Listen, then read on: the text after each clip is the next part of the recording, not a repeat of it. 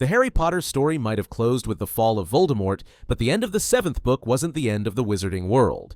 We got a brief glimpse of the future in the epilogue, just enough to spark questions, but nowhere near enough to satisfy them. What became of the heroes who survived the Battle of Hogwarts? Which villains faced justice, and which managed to slip away? And what about the next generation, the children who grew up in a world shaped by their parents' choices? Over the years, Rowling has filled in the gaps with interviews, Pottermore entries, and hidden lore that takes us far beyond the final page. And in this video, we're going to trace it all, uncovering what happened to 90 of the most important Harry Potter characters after the series ended. Harry Potter. After the Battle of Hogwarts, Harry's life didn't return to quiet normality. It leaned into responsibility and duty. Rowling revealed that Harry did not return to Hogwarts to finish his 7th year. Instead, he joined the Auror office almost immediately, fulfilling his long-held ambition to become a dark wizard catcher. His career rose fast. By the age of 26, he was promoted to head of the Auror office, the youngest ever to hold that position. That's significant because historically the Ministry of Magic was run by older wizards who spent decades climbing the ranks. Harry's public legacy also took on a kind of mythic status. He was honored with a chocolate frog card, something reserved only for the most influential figures in magical history. That put him in the company of Dumbledore and Merlin himself. Beyond his ministry role, Harry sometimes returned to Hogwarts to guest lecture Defense Against the Dark Arts classes, echoing his role leading Dumbledore's army. On the personal side, Harry married Ginny Weasley and they had 3 children, James Sirius, Albus Severus, and Lily Luna. Each name reflected people who shaped Harry's life. Mentors, family, and even his most complicated relationships. His life after the war showed how he balanced a demanding public duty with building a family that gave him what he had always missed growing up: belonging. Ron Weasley. Ron's path mirrored Harry's at first, but quickly diverged. Like Harry, he skipped a 7th year at Hogwarts and became an Auror. He worked at the Ministry for 2 years, but then made a different choice. He stepped away from the front lines. Instead, Ron helped George run Weasley's Wizard Wheezes. That shop became one of the most successful businesses in Diagon Alley, and Ron's involvement wasn't just sentimental. The Weasley twins' brand had exploded in popularity after the war, and keeping it running meant preserving Fred's legacy. In his personal life, Ron married Hermione Granger, and they had 2 children, Rose and Hugo. He also became godfather to Harry and Ginny's eldest son, James Sirius. For Ron, family ties stayed at the center of everything. Rowling even said that Ron's proudest moment wasn't fighting in battles, but the day he found himself on a chocolate frog card alongside Harry and Hermione. In many ways, Ron represents the quieter heroism of the trio, not chasing power but choosing family, laughter, and loyalty. Hermione Granger. Hermione charted the most ambitious path of the trio. After the war, she sought to repair what she had sacrificed during the hunt for Horcruxes. She returned to Australia, restored her parents' memories, and reunited her family. Unlike Harry and Ron, Hermione actually went back to Hogwarts for a final year of study, sitting her NEWTS. From there, she built a remarkable career at the Ministry of Magic. She first joined the Department for the Regulation and Control of Magical Creatures, continuing her long fight for House Elf rights. Her activism evolved into policy work. She pushed to remove discriminatory laws that had favored purebloods for centuries. Eventually, she rose to deputy head of the Department of Magical Law Enforcement. That placed her in one of the most powerful positions in Wizarding Britain. In The Cursed Child, semi-canon, she went further and became Minister for Magic. Hermione also became an author. She translated the Tales of Beetle the Bard from runes, publishing it with Dumbledore's Notes, a unique blend of scholarship and preservation of memory. She and Ron had 2 children, Rose and Hugo, and like Harry and Ron, she was immortalized on a chocolate frog card. Hermione's post-series life reflected her consistent arc. Intellect turned into action, always aimed at justice. Ginny Weasley. Ginny's life after Hogwarts blended sport, journalism, and family. She and Harry rekindled their relationship after the war, and they married not long after. Ginny then pursued her own dream. She became a professional Quidditch player for the Holyhead Harpies, one of the most famous all-witch teams in Britain. She played with them until retiring to start a family, raising 3 children with Harry. Later, Ginny carved out a second career in journalism. She joined the Daily Prophet as a Quidditch correspondent, where she covered the 2014 Quidditch World Cup, a landmark event in Rowling's post-series lore. Her writing earned her respect not just as Harry Potter's wife, but as a voice of authority in the sport she had always loved. Through her professional and family life, Ginny became emblematic of independence within the Potter family. She wasn't just supporting Harry's story, she had her own legacy, equally rooted in courage, competition, and commitment to her children. Neville Longbottom. Neville's bravery in the Battle of Hogwarts set the course for the rest of his life. In the immediate aftermath, he briefly joined the Auror Office, proving that he had the grit and skill to fight dark wizards even after Voldemort's defeat. But his true passion lay elsewhere, in herbology. He eventually joined the staff at Hogwarts as a professor of herbology, working under his old mentor Pomona Sprout.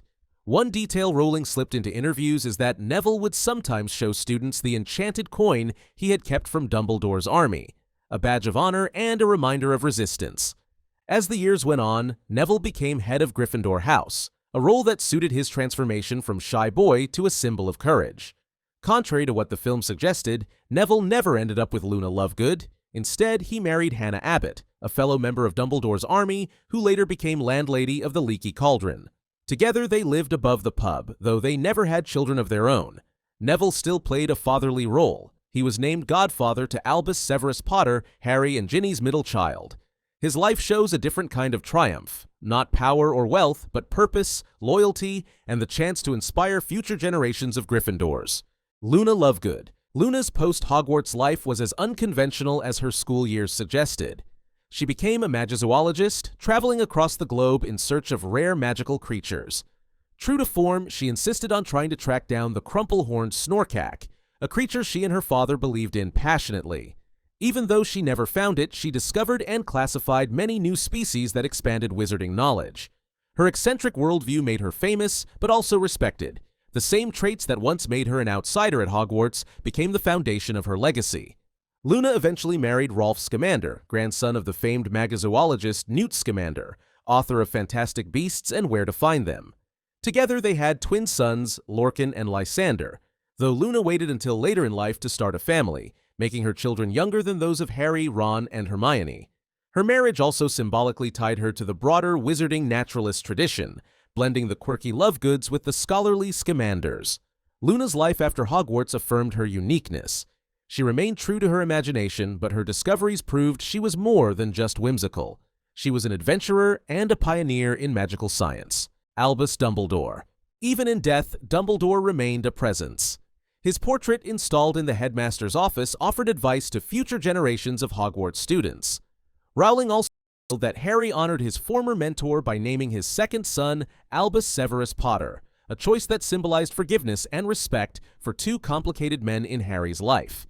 The play, The Cursed Child, added an emotional coda, with Harry conversing with Dumbledore's portrait, expressing love and reconciliation. While that particular scene divides fans, it reflects how central Dumbledore remained to the story's emotional heart. More importantly, his posthumous legacy endured in the way Hogwarts rebuilt itself under new leadership, with his values, tempered by the truth of his past, still guiding the school. Dumbledore's presence after the series was less about direct action and more about the shadow of his influence.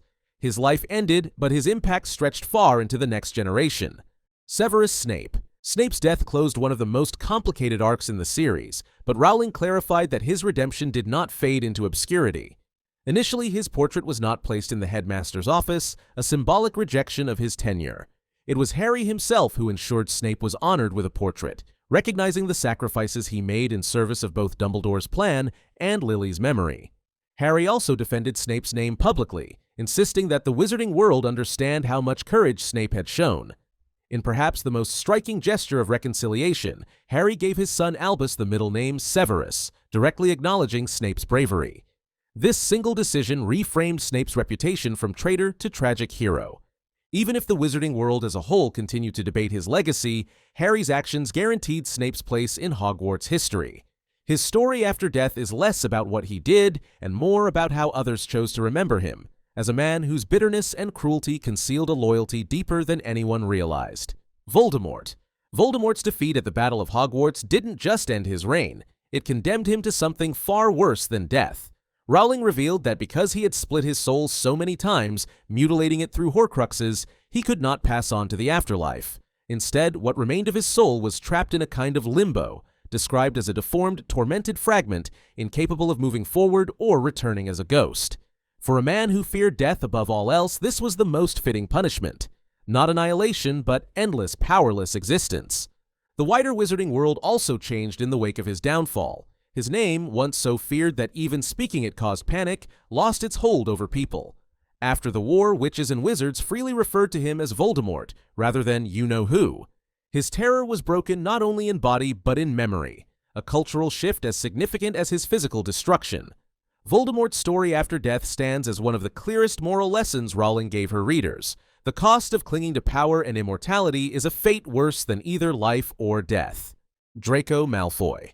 The Malfoys emerged from the war disgraced, and Draco's path was shaped by that collapse. Though never truly friends with Harry, he made peace with him after the Battle of Hogwarts, with the two maintaining a cautious respect rather than animosity.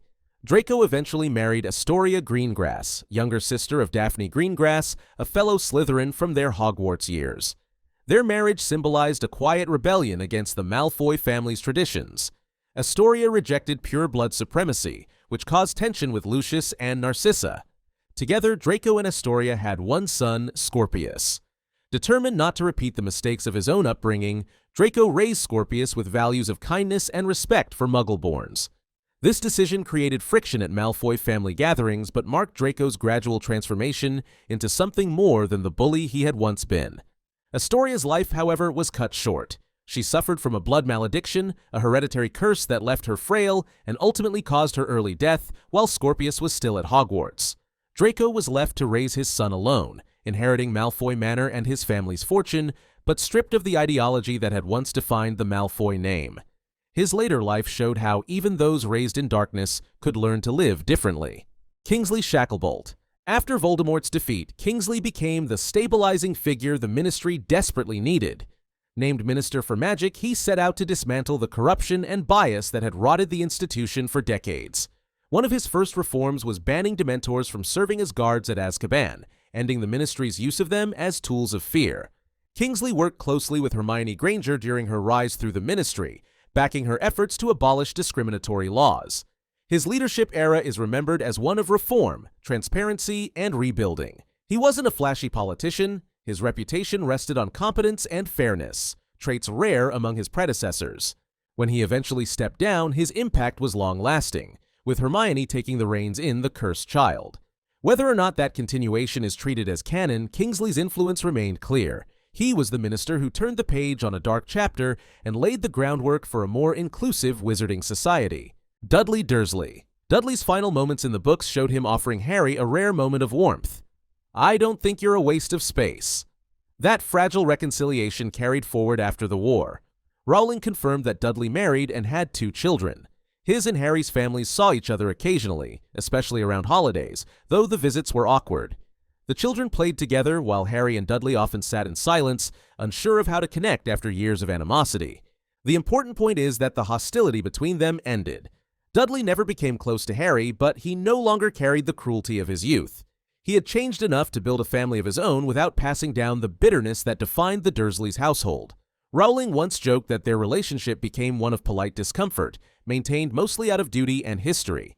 In the end, Dudley's legacy was modest, not a grand redemption, but the quiet act of no longer being his father's son in spirit. Petunia Dursley. Petunia's life after the series isn't fully documented in the books, but Rowling provided extra details. She lived long enough to become a grandmother through Dudley's children. Around the year 2020, however, Petunia passed away in her early 60s, a relatively young age by wizarding and Muggle standards. What stands out most about her final years is a small act of redemption. She had kept the blanket baby Harry was wrapped in when Dumbledore left him on her doorstep. In her will, she left that blanket to Harry. For a woman who had spent years resenting her nephew, this gesture showed that her feelings were more complex than she ever admitted. It didn't erase her cruelty, but it did hint that some part of her had always carried the memory of her sister. Vernon Dursley. Unlike Petunia, Vernon never softened. After Petunia's death, he lived on as a widower and remained estranged in spirit from Harry. Vernon never made amends, never reached out, and never expressed regret for the way he had treated Harry during his childhood. While Dudley managed a degree of reconciliation, Vernon held firmly to the same worldview he always had: rigid, dismissive, and prejudiced. His story after the war has no redemptive note. He simply faded into old age, unchanged and unrepentant. George Weasley. George's life was forever shaped by the death of his twin brother, Fred. Though he kept the joke shop running and even expanded it into a major success, he never fully recovered from the loss. He married Angelina Johnson, who had once dated Fred, and together they had 2 children, Roxanne and a son named Fred, in honor of his brother. Their family life was happy, but there was always a shadow of grief beneath it. Weasley's Wizard Wheezes thrived in the post-war years, its products spreading across the wizarding world. George became known, to the frustration of teachers everywhere, as the bane of school staff because his inventions regularly found their way into classrooms. Yet he was also beloved by young witches and wizards for the joy and mischief his shop brought. George carried on Fred's spirit not only in name but in practice, ensuring that laughter remained part of the post-war world even as he bore the pain of loss. Percy Weasley. Percy's story is one of reconciliation. After siding with the Ministry during its denial of Voldemort's return, he eventually returned to his family's side during the Battle of Hogwarts. That decision repaired the rift that had defined his relationships for years. After the war, Percy resumed his career at the Ministry, where under Kingsley Shacklebolt's leadership, he rose to head of the Department of Magical Transportation. He later married a witch named Audrey, and together they had 2 daughters, Molly, named for Percy's mother, and Lucy. Percy's path reflects his character arc. From ambitious and rule-bound to someone who learned that loyalty to family and integrity mattered more than blind allegiance to authority. While he never became a household name like Harry or Hermione, Percy carved out a life of stability, professional respect, and family peace. A quiet but meaningful redemption. Arthur Weasley. Arthur returned to his post-war life with the same fascination for Muggles that had defined him throughout the series. After Voldemort's fall and Kingsley's rise as minister, Arthur rejoined the Ministry in the Misuse of Muggle Artifacts Office, the department he had always loved. His enthusiasm for tinkering with plugs and car batteries never faded, and under Kingsley's leadership he worked without the political hostility that had previously hampered him. Later, Arthur was promoted to head of the Department of Magical Law Enforcement, a remarkable rise for someone often underestimated within the Ministry. He also enjoyed becoming a grandfather many times over, watching the next generation of Weasleys grow up with pride. Arthur's story shows how a man once treated as eccentric became both respected and central to the rebuilding of wizarding society. Molly Weasley. Molly's life after the war revolved around family. With 7 children and eventually 12 grandchildren, she fully embraced her role as the matriarch of an ever-growing clan. Each of her grandchildren, 7 girls and 5 boys, was doted on, and one granddaughter was even named Molly after her. Molly's legacy as the protective mother who famously took down Bellatrix Lestrange at the Battle of Hogwarts gave her an enduring reputation in the wizarding world, but she never sought fame. For her, fulfillment came from seeing her children safe and her family expand. Her strength had been tested in war, but her joy came in peace. Charlie Weasley. Charlie remained true to his lifelong passion, dragons. Unlike his siblings, he never married or had children. He continued to work in Romania, where he had been stationed before the war, dedicating his life to studying and caring for magical creatures. Though absent from the domestic life his siblings built, Charlie was a beloved uncle. He maintained close bonds with his nieces and nephews, who adored their adventurous, dragon-handling relative. Charlie's path highlights a different kind of fulfillment in the wizarding world, not through politics or family life, but through a deep devotion to magical creatures and research. While his siblings shaped institutions and households, Charlie found his purpose in wild landscapes and fire-breathing beasts. Bill and Fleur Weasley. Bill and Fleur settled at Shell Cottage after the war, raising a family of their own. They had 3 children, Victoire, Dominique, and Louis. Their family combined the strength of the Weasleys with the beauty and villa heritage of Fleur's lineage. Victoire, their eldest, even made headlines when she began dating Teddy Lupin, linking the Weasley and Lupin families in the next generation. Bill continued working as a curse breaker for Gringotts, sometimes traveling abroad but balancing that with his responsibilities at home. Fleur was decorated with honors by the French Ministry of Magic for her bravery during the war, but she chose family life over public recognition. Despite their differing backgrounds, Bill and Fleur created one of the most stable homes in the Weasley family, a mix of English and French wizarding traditions under one roof. Rubeus Hagrid. Hagrid's life after the war remained rooted at Hogwarts. He continued as both Keeper of Keys and Grounds in the Care of Magical Creatures Professor, roles that defined his identity for decades. As the school rebuilt, Hagrid once again became the bridge between Hogwarts and its newest students, often being the first wizard they met when he delivered their letters. By the year 2017, an elderly Hagrid, approaching 90, was still living in his hut on the edge of the Forbidden Forest, and Rowling confirmed he invited Harry's son Albus Potter to tea, just as he had done for Harry in his first year. Hagrid never married, and while the films had teased a potential romance with Madame Maxime, Rowling later clarified that the relationship did not endure. Instead, Hagrid's enduring love was Hogwarts itself and the magical creatures under his care. Loyal to Dumbledore's memory, cherished by generations of students, and forever a friend to the Potter family, Hagrid embodied continuity, a living link between the eras of Hogwarts. Minerva McGonagall. McGonagall emerged from the Battle of Hogwarts as one of the school's unquestioned leaders. She was awarded the Order of Merlin First Class and immortalized on a chocolate frog card, solidifying her reputation as one of the greatest witches of her age. She became headmistress of Hogwarts, taking charge of rebuilding the school and guiding it into a new era. Her tenure was marked by compassion and fairness. One of her first decisions was to allow students who had missed their 7th year due to the war, such as Hermione Granger and Dean Thomas, to return and complete their education. She also lifted the long-running curse on the Defense Against the Dark Arts post by hiring capable new professors and supporting Neville Longbottom in herbology. Each year, she oversaw commemorations of the Battle of Hogwarts, honoring the fallen. McGonagall's leadership balanced discipline with empathy, proving she was more than just a strict teacher. She was a steward of Hogwarts' legacy. Dolores Umbridge. Umbridge's story after the war was a sharp reversal of power. Her persecution of Muggleborns during Voldemort's control of the Ministry left her with no defense once Kingsley Shacklebolt took office. She was arrested, tried, and sentenced to a life term in Azkaban for her crimes. Unlike other Ministry figures who claimed coercion, Umbridge had acted willingly and with cruelty. Although Dementors were no longer stationed at the prison, her punishment was still severe. For someone who thrived on controlling and humiliating others, Azkaban represented a collapse of everything she valued. Her name became shorthand for corruption and prejudice, a cautionary tale of how a small-minded bureaucrat could become a tyrant when given power. Newt Scamander. Though technically from an earlier generation, Newt's legacy extended beyond the Fantastic Beasts era and into the time after Voldemort's defeat. He married Tina Goldstein, and together they had at least one child, eventually becoming grandparents to Rolf Scamander, who later married Luna Lovegood. Newt's professional contributions continued long after the 1920s. He created the Werewolf Register, making it mandatory for werewolves to be tracked and regulated, and he banned experimental breeding of dangerous creatures, a reform he considered his greatest achievement.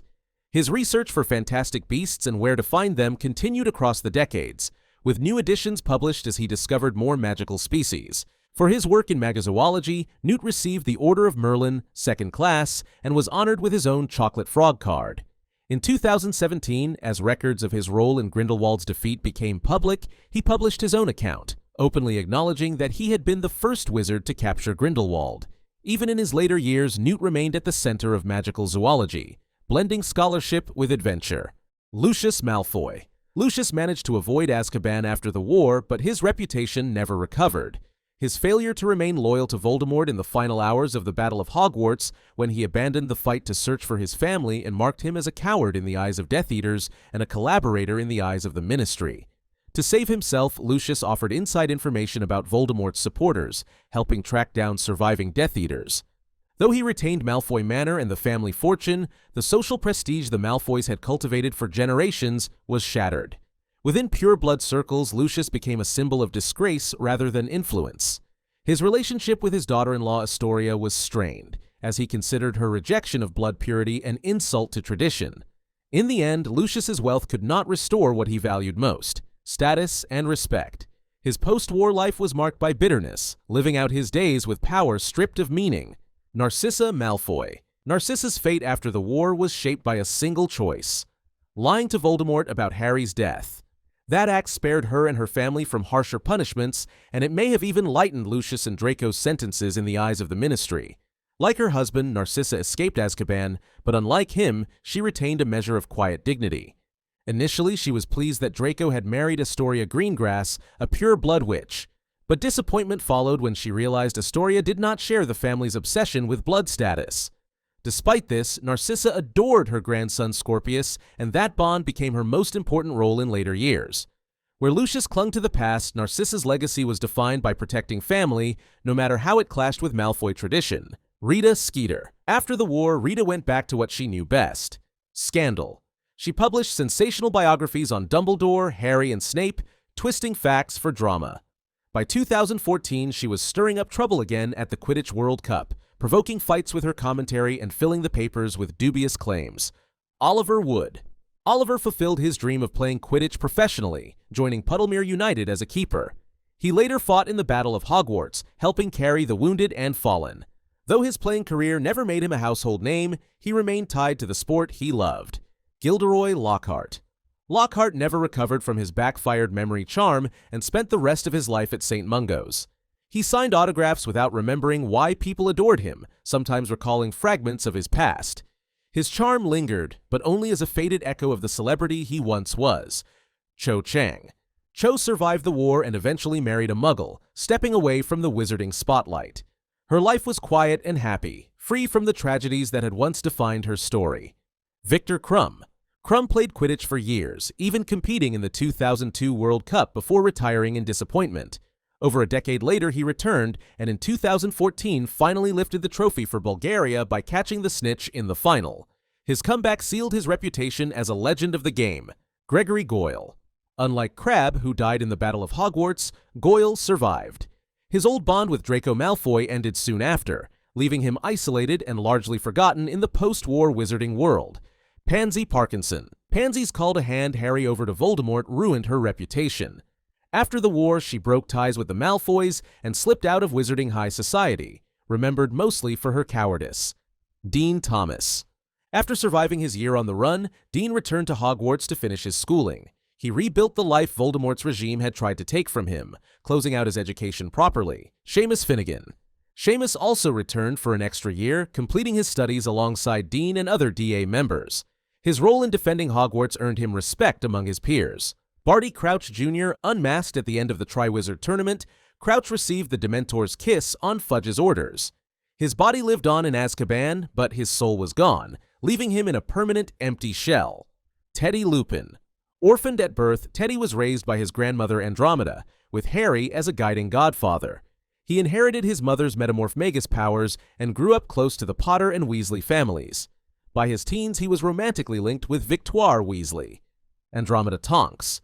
After losing her husband, daughter, and son-in-law, Andromeda devoted her life to raising Teddy. With Harry's support, she ensured he grew up surrounded by love despite his losses. Kreacher. Once bitter and cruel, Kreacher found redemption fighting for Hogwarts in the final battle. He lived out his days working in the castle kitchens with pride, dying in 2017 at the remarkable age of 666. Alecto and Amicus Carrow. The Carrow siblings were captured at Hogwarts and later tried for their cruelty under Voldemort's regime. Both were sentenced to life in Azkaban. Filius Flitwick. Flitwick remained at Hogwarts as Charms Master and head of Ravenclaw House. He continued teaching well after the war, a steady presence for new generations of students. Grawp, Hagrid's half-giant brother, settled in the Forbidden Forest after the war. Though never fully integrated into wizarding society, he stayed near Hagrid and lived peacefully. Aberforth Dumbledore. Aberforth returned to running the Hog's Head Inn after the battle, avoiding fame much like before. He lived quietly until his death years later, remembered more for his stubbornness than his heroism. Fenrir Greyback. Greyback was captured and sentenced to life in Azkaban. His deliberate savagery and targeting of children ensured he never saw freedom again. Horace Slughorn. Slughorn taught potions for several years after the war before retiring in 2016. He was honored with a portrait in the Slytherin Common Room. Xenophilius Lovegood. After betraying Harry under duress, Xenophilius was briefly imprisoned in Azkaban. He was released after the war and reunited with Luna, returning to his eccentric life and the Quibbler. Angelina Johnson. Angelina married George Weasley and helped raise their two children, Fred II and Roxanne. Together, they built a family rooted in both grief and renewal. Lee Jordan. Lee supported George after Fred's death, often lending his voice and creativity to Weasley's Wizard Wheezes. He also pursued a broadcasting career, keeping his humor and commentary alive. Mundungus Fletcher. Mundungus drifted back into petty crime after the war. Though once tied loosely to the Order of the Phoenix, he returned to his old habits in the black market. Cornelius Fudge. Fudge's denial of Voldemort's return left him disgraced. Forced out as Minister for Magic, he lived in obscurity until his death, remembered as one of the Ministry's great failures. Walden McNair. McNair, the executioner who allied with Voldemort, was captured after the war. He was sentenced to Azkaban for his crimes. Argus Filch. Filch continued as caretaker of Hogwarts, still battling constantly with Peeves the Poltergeist. His grumbling presence remained part of castle life for years after the war. Sybil Trelawney. Trelawney stayed on as divination professor and later published a book of predictions, gaining a brief spell of minor fame. Despite the recognition, she remained as eccentric as ever. Parvati Patil. Parvati returned to Hogwarts to finish her studies after the war. She carried the weight of grief over losing her close friend Lavender Brown. Padma Patil. Padma also came back to complete her schooling. Like her sister, she rebuilt her life in the calmer years following Voldemort's defeat. Pomona Sprout. Sprout remained herbology professor until her retirement in 2020. She was succeeded by Neville Longbottom, her former student. Garrick Ollivander. After being freed from Malfoy Manor, Ollivander rebuilt his wand shop. He lived to see his craft restored and his reputation intact. Augustus Rookwood. Captured after the Battle of Hogwarts, Rookwood was sentenced to Azkaban for life. Antonin Dolohov. Dolohov, a ruthless Death Eater, also received a life sentence in Azkaban. Olympe Maxime. Madame Maxime continued to serve as headmistress of Beauxbatons. She led her school into the post-war era with dignity and strength. Pius Thicknesse. Placed under the Imperious Curse during Voldemort's rise, Thicknesse was freed after the war. His record was cleared as he had acted under magical control. Cormac McLaggen. Cormac lived a quieter life after Hogwarts, remembered mostly for his arrogance on the Gryffindor Quidditch team. He played no major role in the post-war world. Corbin Yaxley. Yaxley, a high-ranking Death Eater, was captured at the Battle of Hogwarts. He was sent to Azkaban for life. Katie Bell. Katie returned to fight in the Battle of Hogwarts after surviving her cursed necklace ordeal. She went on to live an ordinary life beyond her school years. Alicia Spinette. Alicia also rejoined the fray during the final battle. Like Katie, she moved on to a quiet post-Hogwarts life outside the public eye. Firenze. After standing with Hogwarts during the war, Firenze was welcomed back into the Centaur herd. He continued teaching divination at the school, bridging two worlds with honor. Fawkes. After Dumbledore's death, Fawkes sang his lament before leaving Hogwarts for good. Rowling confirmed he returned to the wild and never bonded with another wizard, his loyalty ending with Dumbledore. Buckbeak. Renamed Witherwings during Sirius's time in hiding, Buckbeak later lived permanently with Hagrid. He remained at Hogwarts after the war, still a symbol of Hagrid's love for magical creatures. Winky. Winky never recovered from her dismissal by Barty Crouch Sr., battling alcoholism even as she worked in the Hogwarts kitchens. She did fight during the Battle of Hogwarts, showing her loyalty to the castle. Arabella Figg. The squib neighbor who once spied on Harry continued breeding Kneazle cats after the war. She faded from the spotlight but remained remembered as a quiet ally of the Order. Blaise Zabini. Blaise stayed out of the Battle of Hogwarts, choosing neither side. His neutrality kept him free after the war, though it left him forgotten compared to others from his year. Stan Shunpike. Stan was Imperious into serving Voldemort's side during the war, even fighting unwillingly in the Battle of the Seven Potters. After being cleared, he likely returned to work on the night bus. Zacharias Smith. Zacharias fled Hogwarts rather than fight during the final battle. His cowardice made him one of the few remembered negatively among the DA students. Reginald Cattermole. Reginald, the ministry worker Harry impersonated during the infiltration, escaped Voldemort's regime with his wife and children.